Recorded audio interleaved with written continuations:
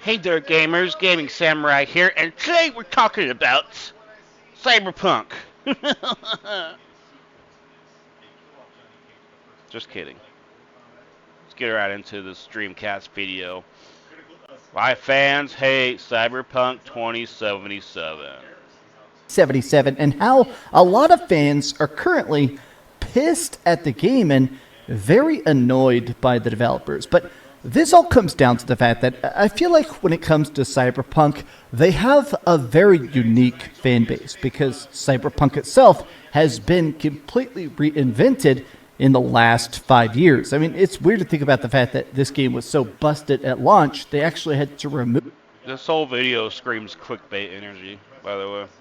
it from the PlayStation Store. It's been a very strange time, but with each of the patches, especially the major ones, they've done next-gen updates, they did massive expansions, they've done a lot of stuff, including reworking talent trees and how cops work, but this update patch seems to have really ticked off the fan base because they've been hyping it up. In fact, He's framing this as a tipping point, or is it just like local minority outrage? Let's find out. this one was supposed to come out last month, but they were like, this patch is so big, you're going to have to wait till July. But it's here, and it's pathetic. It's sort of just made people say, why do I care about Cyberpunk? Why do I ever care about CD Projekt Red? But let's take a look at the backlash, because if I'm being honest, I don't really get the anger. But let me break it down. Hi, hope you're having a great day, and if you could, please give this video a like and subscribe if you haven't already. Yes, I do have a cut on my face. No, I don't know what I did. I think I bumped into a door before I woke up and had my coffee. It was bleeding, but I'm fine now. I mean, you got a pizza face, bro. You probably just scratched your face and it fucking bled. So what happens when you have a pizza face? That's what I call them, pizza faces. Pizza face! Pizza face! So here it is. Update 2.3 arrives with screeching tires on July 17th, which is today. I've actually been playing it. I'm going to show you some gameplay of it because I kind of hoped it would be a bit more epic. This seemed... I mean, chat always memes hard, especially when devs tease minor stuff like car colors, and taxi auto drives. Doesn't mean the patch is worthless, though. seems like sort of You know what a I'm saying? tiny patch that had a lot of build-up for pretty much no reason. But what really kind of hit me is the fact that when they were initially doing the live stream, when they were first out here saying, hey, here's what's crazy and epic new in the world of Night City. Oh, you can change the paint job on even more cars. We're adding in new vehicles. There's a couple new side quests to get these new vehicles. Yes, the classic just add pro support hot take. You can now auto taxi. Even when they were doing this live stream, I was watching it live yesterday, the chat was kind of like, what the hell are you doing? Now what's interesting is that, look at that, this update could have been an email, but this is a part I've seen more than anything else. Everything but PS5 Pro support. Now, this is something I am fully on board with this, which is that in all the patches, all the updates, they have made the game run better and better and better. It looks smoother, it looks crazier resolution. Performance mode is truly amazing, especially with all the ray tracing and stuff, but currently there is only a base PS5 version. If you play this on PlayStation, So what? Who cares? you can't really say, hey, I have a PS5 Pro, I want ray tracing and 60 FPS. You have to choose between 30 FPS. So what, his argument is that PS5 Pro support is so easy? Red Engine isn't Unreal, games have deep integration, asset pipelines, memory budgets, pro support, months of work, not 2 lines of code, who cares? And higher FPS. And to me, that does still suck. Now, some people are claiming that PS5 Pro support is impossible with this game, which I don't grasp. A lot of people are saying that this game apparently is already just pushing the limits in general, that they'd have to basically reconstruct huge portions of the game in order to make a PS5 Pro version. I personally, maybe I'm wrong here. I don't believe that. I feel like you could pay it up some sort of pro patch if you were really inclined to do so, but this update could have been an email. Sorry about the community. I mean, critiquing features is fair, but calling them pointless ignores the quality of life for all drivers.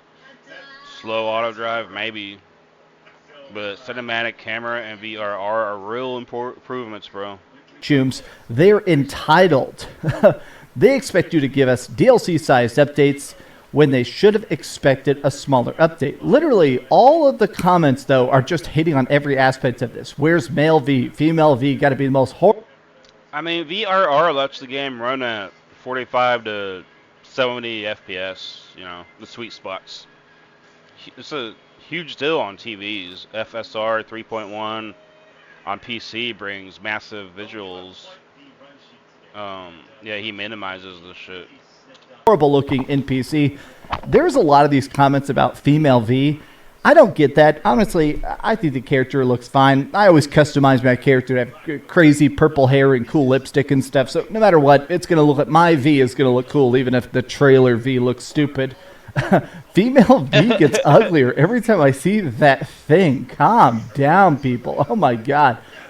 Whatever y'all were cooking, y'all should have kept it in the fridge. Very disappointing update. No PS5 Pro support again. Look at this. Kind of overhyped.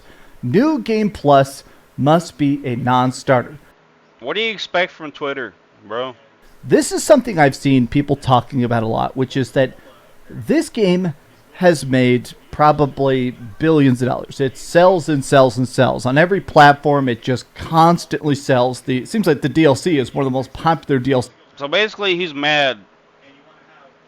Hey there, gamers. DreamcastGuy here. Shit. And today we're... developers hyped the Hey there, game. gamers. We didn't pay DreamcastGuy for here. This epic, crazy. Oh my Or God. hyped the patch we didn't pay for. Whatever y'all were cooking, you've seen people talking about a lot, which is that this game has made probably billions of dollars. It sells and sells and sells. On every platform, it just constantly sells. It seems like the DLC is one of the most popular DLCs of all time. But a lot of people are saying, okay, why can't we get something crazy? Why can't we get, I don't know, PS5 Pro support? Why can't we get New Game Plus? Why can't we get third person?